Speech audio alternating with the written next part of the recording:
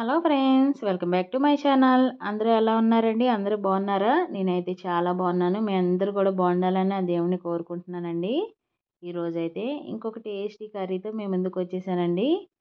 ఇది France and egg curry అండి.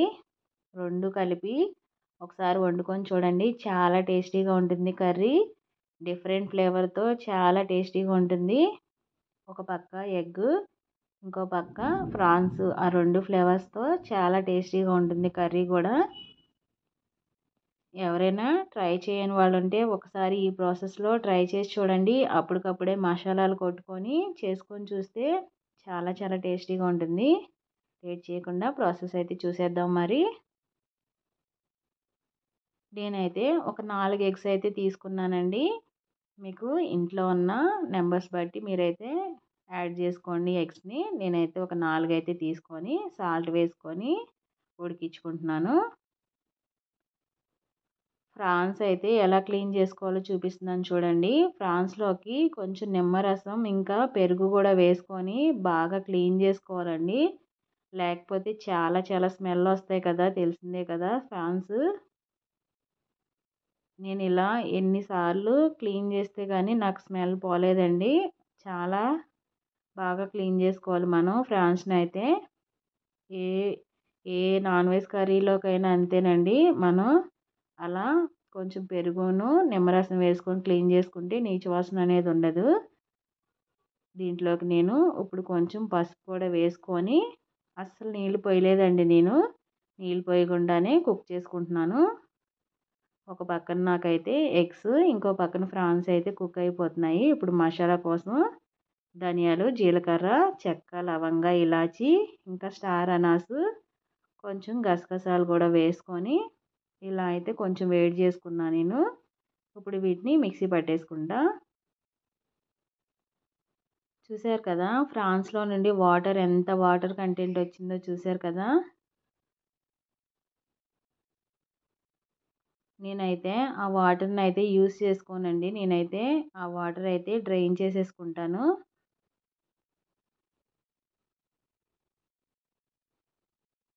ఈ వాటర్ మొత్తం డ్రైన్ చేసేసుకోవాలి. వాటర్ వేసుకుంటే మనకి కర్రీ అదో స్మెల్ వస్తుందండి. అందుకని ఆ వాటర్ అయితే నేను బయట పడేస్తాను. ఇప్పుడు ఎగ్స్ కూడా బాగా కుక్ అయిపోయినాయి కదా. మనకి సాల్ట్ వేసుకుంటే ఎగ్స్ తొందరగా కుక్ అయిపోతాయండి. చూసారు కదా, నాకు ఇలా అయితే బాయిల్ అయిపోయిన తర్వాత ఇలా అయితే నేను షెల్ తీసేసి ఇలా పైన అయితే మార్క్స్ పెట్టేసుకుంటున్నాను చాక్తో. ఇప్పుడు ఒక ప్యాన్ తీసుకొని ఆ ప్యాన్లో కొంచెం ఆయిల్ వేసుకొని కొంచెం పసుపు వేసుకొని ఇలా ఎగ్స్ని అయితే ఫ్రై చేసేసుకుంటున్నానండి. మనం ఇలా ఎగ్స్ని ఫ్రై చేసుకోవడం వల్ల మనకి ఎగ్స్కి ఫ్లేవర్స్ అన్నీ బాగా పడతాయండి. ఉప్పు, కారం అవన్నీ కూడా చూడడానికి కూడా చాలా టేస్టీగా కూడా ఉంటాయి.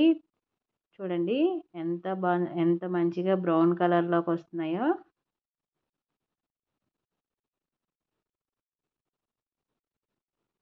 కొంతమంది ఇలా ఫ్రై చేయకుండా నార్మల్గా వేసేసుకుంటారు. కానీ ఇలా ఫ్రై చేసుకొని వేసుకోండి, చాలా టేస్టీగా ఉంటాయి ఎగ్స్ కూడా.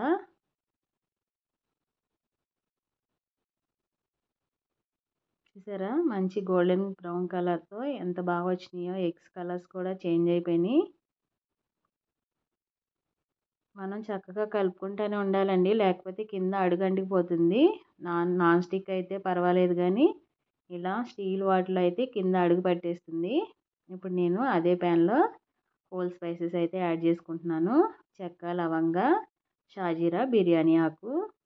ఇప్పుడు కొంచెం ఆనియన్ ముక్కలు కూడా యాడ్ చేసేసుకుంటున్నాను. తర్వాత ఆనియన్స్ మగ్గడానికి సాల్ట్ యాడ్ చేసుకుంటున్నాను ఇప్పుడు. తర్వాత కొంచెం కరివేపాకు కూడా వేసుకొని ఒకసారి బాగా అయితే మిక్స్ చేసేసుకుందాం. ఈ ఆనియన్ ముక్కలు మగ్గే వరకు లిడ్ అయితే క్లోజ్ చేసేసుకుందాం అండి. ఈలోగా మసాలా అయితే పేస్ట్ పట్టేసుకుందాం. చూసారు కదా, మసాలాను అయితే ఇలా కోర్సుగా పేస్ట్ చేసేసుకోవాలి.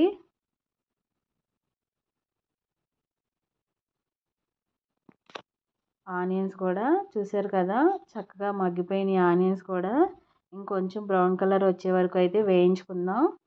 ఇప్పుడు టమాటాలు అయితే నేను ఒక 2 తీసుకొని పేస్ట్ చేసేసుకుంటున్నానండి. ఇవి పూర్తిగా ఆప్షనల్. మీకు గ్రేవీ కావాలంటే వేసుకోండి, లేకపోతే అవసరం లేదు.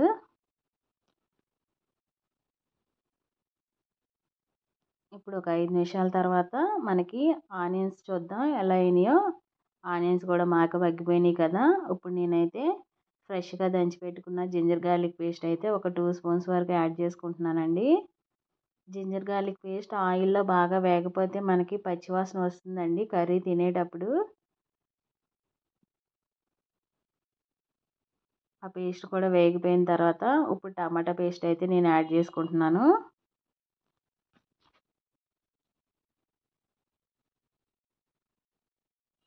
టమాటా పేస్ట్ కూడా మొత్తం టమాటా పేస్ట్లో ఉన్న వాటర్ అంతా అబ్జర్వ్ అయ్యే వరకు ఆయిల్లోనే మనం బాగా ఫ్రై చేసేసుకుందాం. ఇప్పుడు నేను వాటర్ డ్రైన్ చేసేసుకున్న రొయ్యలను కూడా యాడ్ చేసుకుంటున్నాను. యాడ్ చేసుకొని ఒకసారి బాగా మిక్స్ చేసేసుకోవాలండి.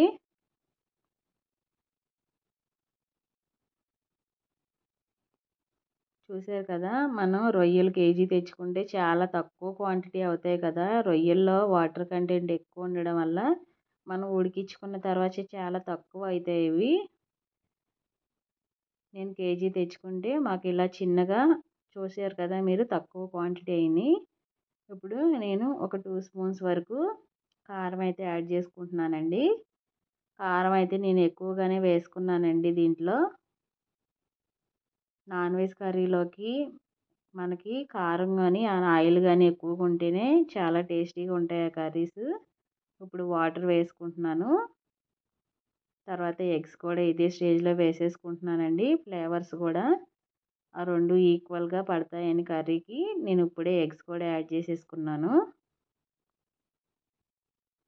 ఇప్పుడు ఒకసారి కలుపుకొని లిడ్ క్లోజ్ చేసేసుకుందాం.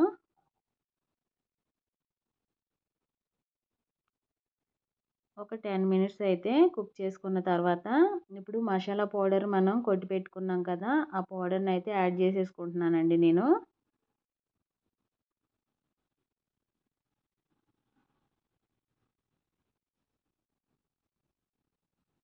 ఇప్పుడు లాస్ట్లో ఫైనల్గా కొంచెం కస్తూరి మేతి, తర్వాత మిర్చి, తర్వాత కొత్తిమీర పుదీనా తరుగు కూడా యాడ్ చేసేసుకుంటున్నాను నేను. ఈ ఫ్లేవర్స్ అన్నీ కూడా కర్రీకి బాగా పట్టే వరకు మనం కొంచెం కలుపుకోవాలండి.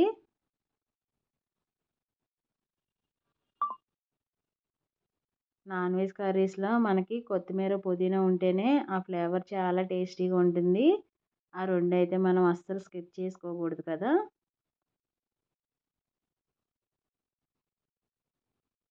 ఒక 5 మినిట్స్ కుక్ చేసుకుందాము, వాటర్ మొత్తం అబ్జర్వ్ అయిపోయే వరకు. చూసారు కదా, నాకు కర్రీ కూడా చక్కగా దగ్గర పడిపోయింది. అంతేనండి, ఎంతో టేస్టీ అయిన ఎగ్ రొయ్యల కర్రీ అయితే రెడీ అయిపోయింది. చూసారు కదా, మంచి కలర్తో ఎంత బాగా వచ్చిందో.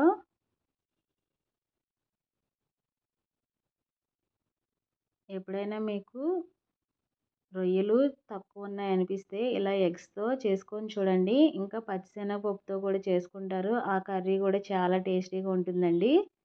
నేను ఆల్రెడీ నా ఛానల్లో రొయ్యల మసాలా కర్రీ పోస్ట్ చేశాను. ఇది ఆ లింక్ కూడా నేను కింద ఇస్తాను చూడండి. ఇది ఎగ్స్తో చేశాను. చూసారు కూడా, ఎగ్స్ ఇంకా రొయ్యలు ఎంత చక్కగా కనిపిస్తున్నాయో. చూస్తేనే తినేయాలనిపిస్తుంది కదా.